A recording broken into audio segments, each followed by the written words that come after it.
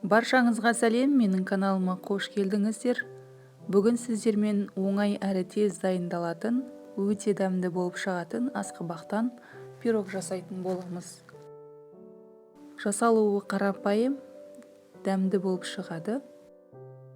Ол үшін алдымен асқабақтың сыртын ашып, бөліктерге бөліп аламыз. Ашылған асқабағымызды терканың майда көзінен өткіздіріп аламыз.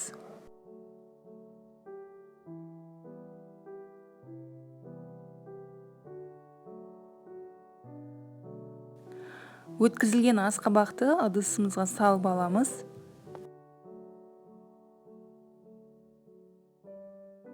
Ендігі кезекте лимонның да сыртын терканың майда көзінен өткіздіріп аламыз.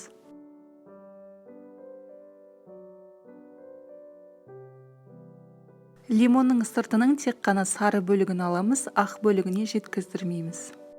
Өйткені ақ қабығына өтіп кетсек, қышқыл дәм беретін болады.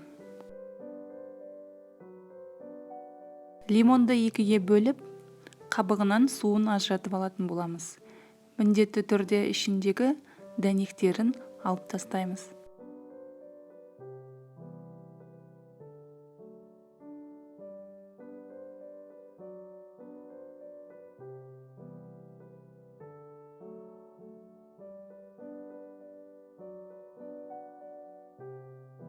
Теркадан өткізілген асқабақтың үстіне айран қосамыз.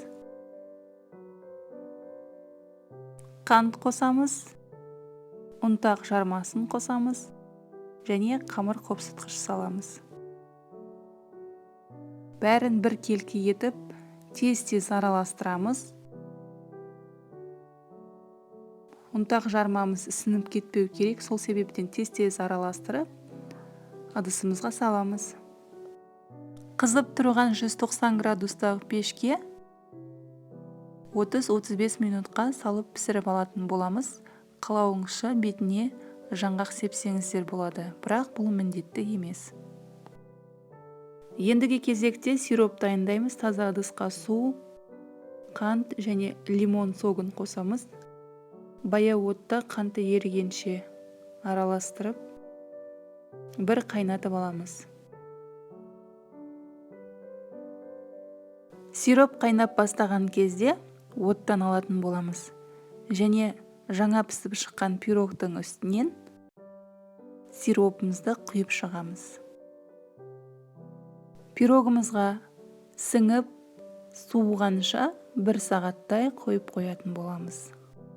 Өзінің бойына әбден сіңіріп, өте жұмсақ, дәмді, влажный болып шығады.